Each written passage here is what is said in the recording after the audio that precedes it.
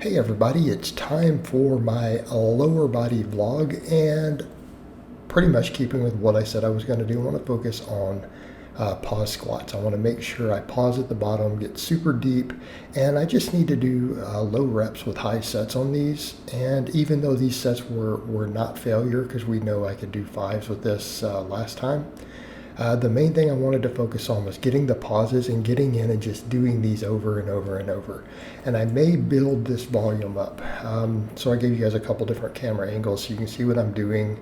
I am more or less just doing these high bar, just doing, for me, a standard high bar squat, trying to get as deep as possible, get that pause. And I only did 325 today. And again, I'm aware that is not particularly heavy weight, but this is what I had to do originally back when I was in the UK, first started powerlifting again. Doing this type of training let me build my squat up very quick. This will build my quads. I've seen some people in the comments who are saying, no, just because you used to squat, that doesn't mean the same training will build the quads you had then. I'm like, but that was my hypertrophy work to build those quads. And I haven't been doing this. Most of my quad work has not put me into those deep stretch positions. Hasn't given me what I get out of the pause work. And this is how I used to do it. I used to do pretty high sets of it. So what ends up happening is that the volume accumulates. And I'm not necessarily training that hard on these. Again, just keeping the break short, getting lots of first reps, and getting an accumulation of still hitting, because I'm trying to go as hard and as fast as I can on these. And we're getting that pause. There's something to be said for that tension time at the bottom, and this adds up over quite a few sets.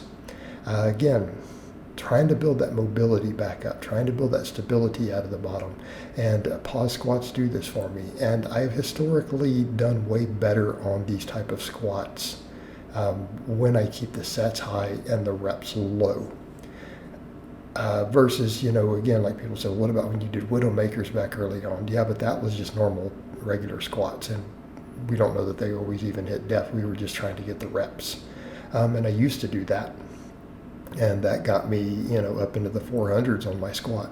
Like, to be perfectly fair, I'm pretty sure that got me to about a 450 squat originally. Something in that range, right? Something in that range. And I could be wrong because it's been over 20 years. So, again, I like this style, and this is easier. Plus, it lets me practice getting that bar in position, lets me get set up. It will give me a proficient squat again pretty quickly. All right.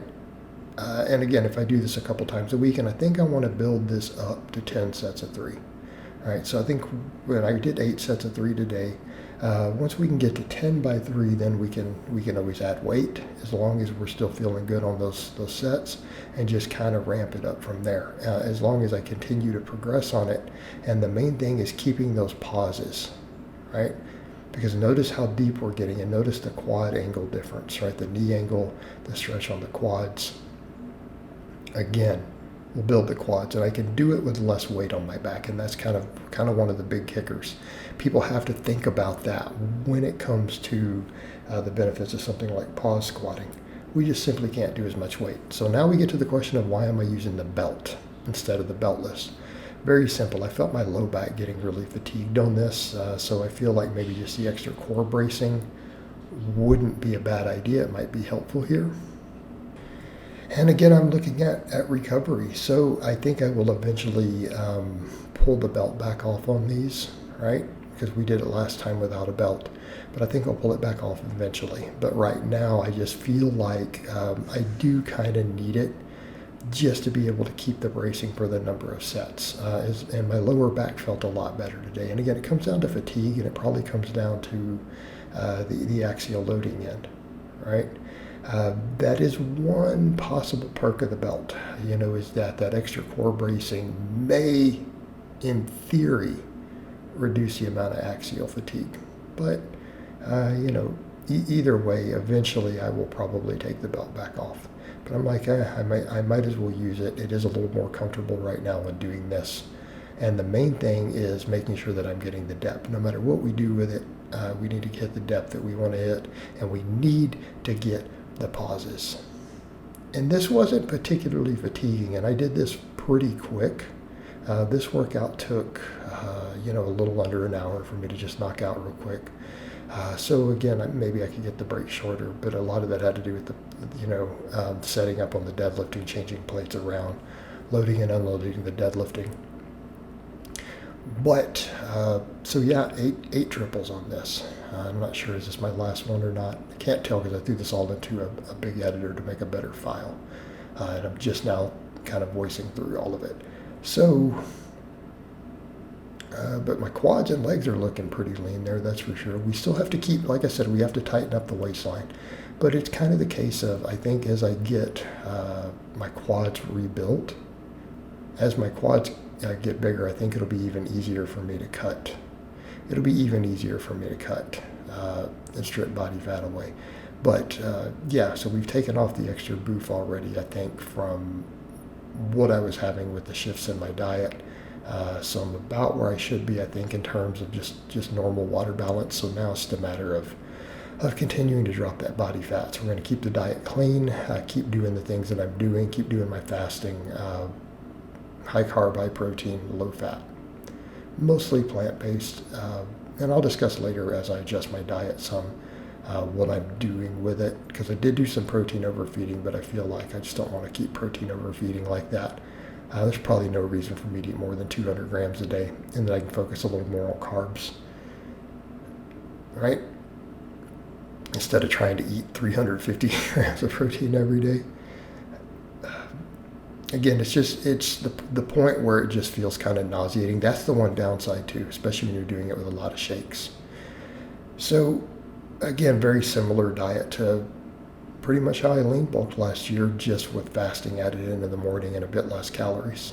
Okay, deadlifts, I just did a drop set.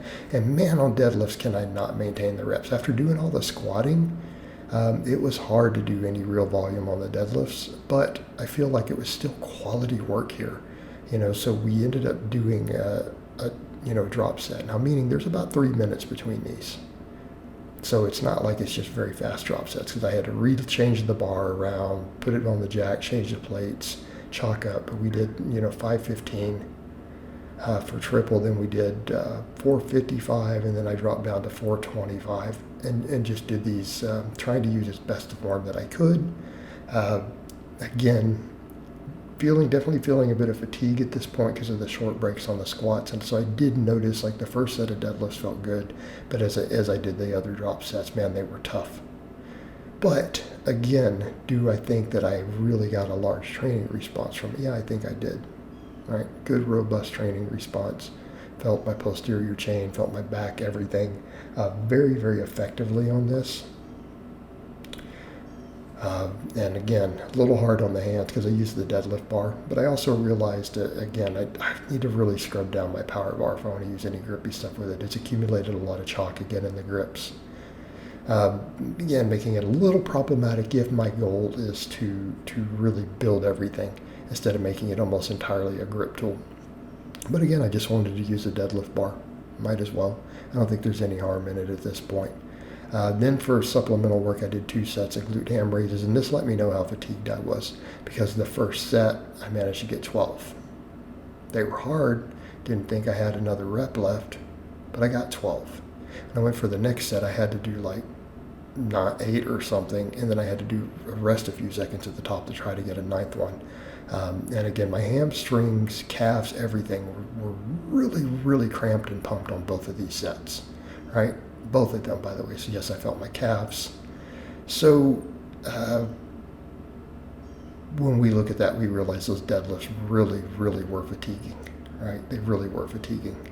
And, it makes sense. I mean, it's just one of the things that we get, as we get older, we do have to watch that volume and fatigue on different lifts, and especially with what I'm pulling.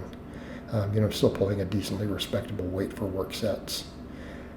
And but that should be enough to keep my deadlift kind of where it is while I work on the squatting, and the other posterior chain work like this will hopefully continue to develop those areas so that I can try to keep a respectable deadlift.